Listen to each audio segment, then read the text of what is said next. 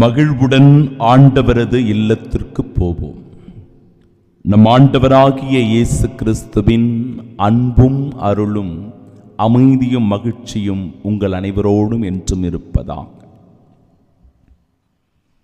இறைவனுடைய ஆலயம் கட்டி எழுப்பப்பட வேண்டும் என்று பல இடங்களில் இருக்கின்ற இறை பக்தர்கள், விசுவாசிகள் ஆர்வம் காட்டுவார்கள். எங்கள் ஊரில் ஒரு கோவில் இருக்கணும், ஆண்டவருடைய தேவாலயம் இருக்க வேண்டும் என்று ஆர்வம் காட்டுவார்கள். அதன் அடிப்படையில் நீங்கள் பார்க்கலாம், பல்வேறு இடங்களில் மிக பிரம்மாண்டமான, நேர்த்தியான, அழகான தேவாலயங்கள் எல்லாம் கட்டி எழுப்பப்பட்டிருக்கும். கடினமான உழைப்பு, பல முனைகளில் அவர்கள் இங்கும் அங்குமாக சென்று பொருள் சேர்த்து, பணம் சேர்த்து அந்த தேவாலயத்தை கட்டி எழுப்பியிருப்பார்கள். தேவாலயம் இறைவன் வாழும் இல்லம்.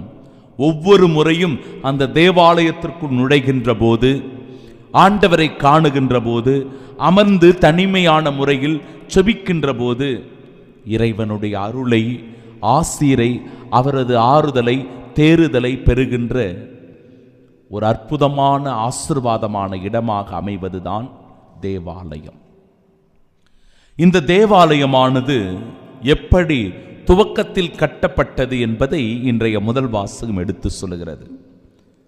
பிரியமானவர்களே, ஒவ்வொரு முறையும் இந்த தேவாலயம் கட்டுவதற்கான பல முயற்சிகளை மேற்கொள்ளுகிறார்கள்.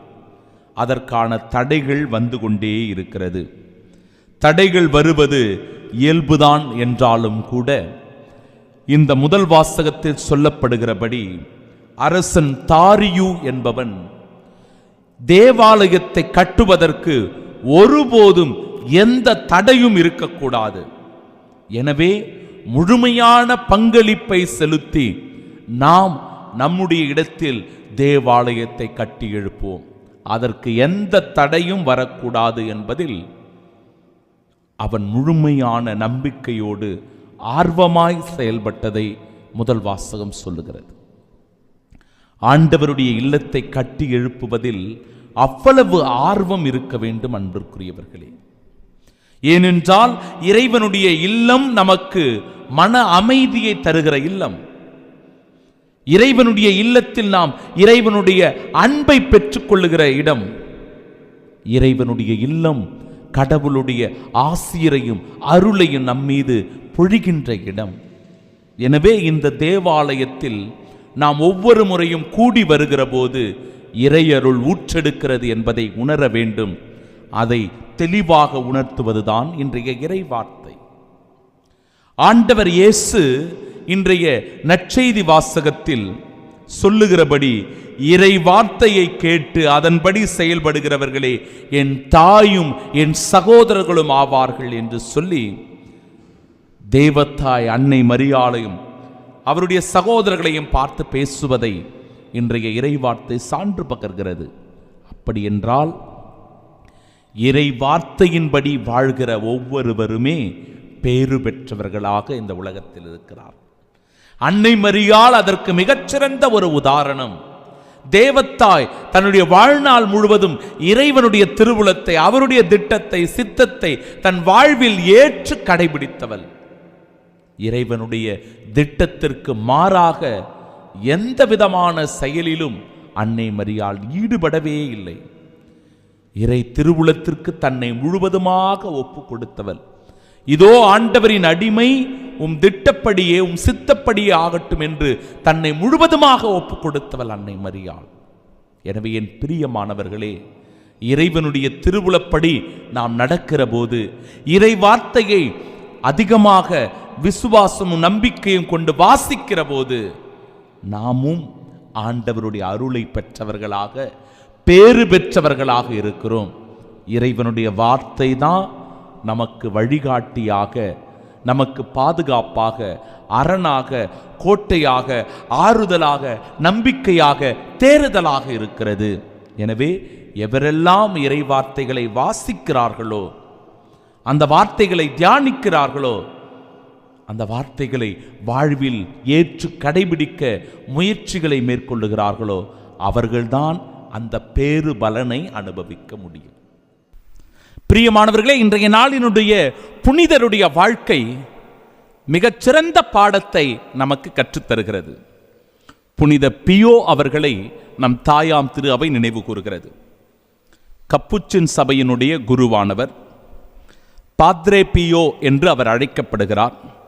இவர் தனது உடலில் பெற்ற இயேசுவின் 5 திருக்காயங்களை இந்த உலகறிய செய்யும்படியான ஆசீர்வாதத்தை அவருக்கு கொடுத்திருக்கிறது.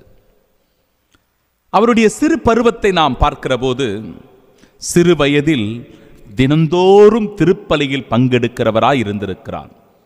மாலையில் திரு ஜெபமாலை ஜபிக்கிற பழக்கமுடையவராக இருந்திருக்கிறார்.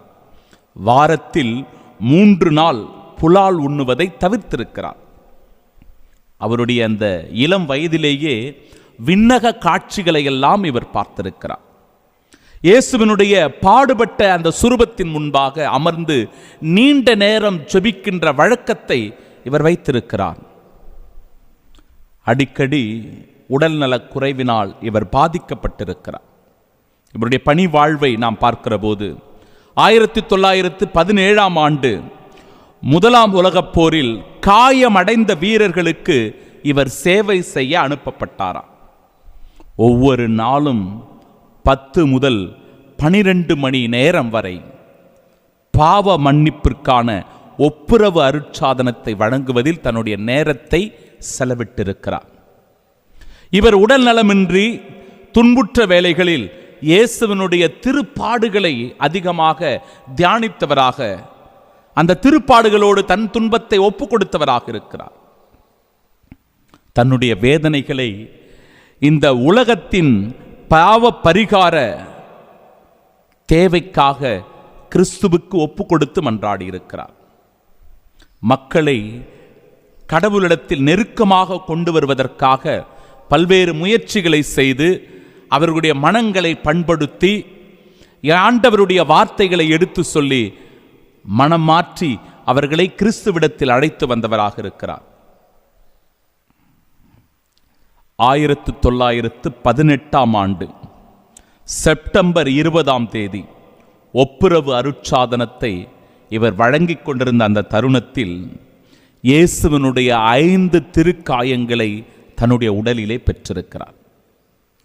2 கைகளிலும் காயங்கள், 2 கால்களிலும் காயங்கள், அவரது வலது விலாப்புறத்தில் காயத்தை அவர் பெற்றிருக்கிறார். 5 காயங்களை இவர் அனுபவித்திருக்கிறார்.